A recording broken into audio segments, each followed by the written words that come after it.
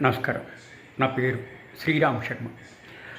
Minor పిల్లల custody విషయంలోనూ minor పిల్లల్ని చూడడానికి ఎక్కడ ప్లేసు అనుకూలంగా ఉండాలి అన్న విషయం గౌరవ అలహాబాద్ హైకోర్టు ఒక తీర్పు చెప్పింది. ఇది లక్ష్మీ ప్రకాష్ వర్సెస్ పూజా గంగా అనే కేసులో. ఈ కేసులో ఏమైంది? ఇద్దరు భార్యాభర్తలు, వాళ్ళకొక పిల్లాడున్నాడు, 6 సంవత్సరాలు, మైనరు. దురదృష్టవశాత్తు ఇద్దరు విడిపోయారు. పిల్లాడు తల్లితోనే ఉన్నాడు.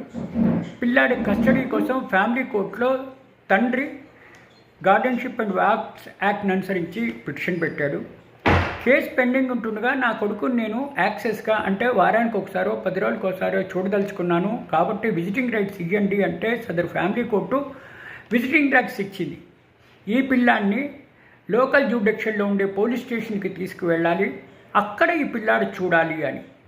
దీన్ని తప్పుపడుతూ గౌరవ అలహాబాద్ హైకోర్టు ఒక అప్పీల్ అడ్వైజ్ ఇచ్చింది.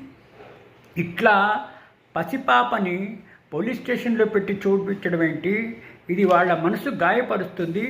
కాబట్టి ఎక్కడైనా స్కూల్లో కానీ, పార్క్లో కానీ, ఎవరింట్లో కానీ చూపిస్తే బాగుంటుంది. కానీ ఇట్లా పోలీస్ స్టేషన్లో చూపించడం ఏంటి? చిన్నప్పటి నుంచి వాళ్ళ మనసులు గాయపడతాయి అని చెప్పేసి ఆ తీర్పును మార్చి ఈ విధంగా ఇవ్వడం జరిగింది.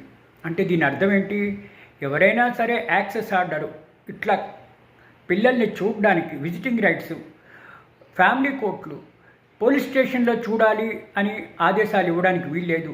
స్కూల్లో కానీ, పార్క్లో కానీ, ఇంకేదైనా బంధువుల ఇంట్లో కానీ చూడడానికి వీలుండేటట్టుగా ఆదేశాలు ఇవ్వాలి. కానీ లోకల్ పోలీస్ స్టేషన్లో పిల్లాన్ని పెట్టి 4 నుంచి 6 సాయంత్రం చూడాలి అని విజిటింగ్ రైట్స్ ఇస్తే అది తప్పు అని చెప్పేసి ఈ తీర్పు చెప్తోంది.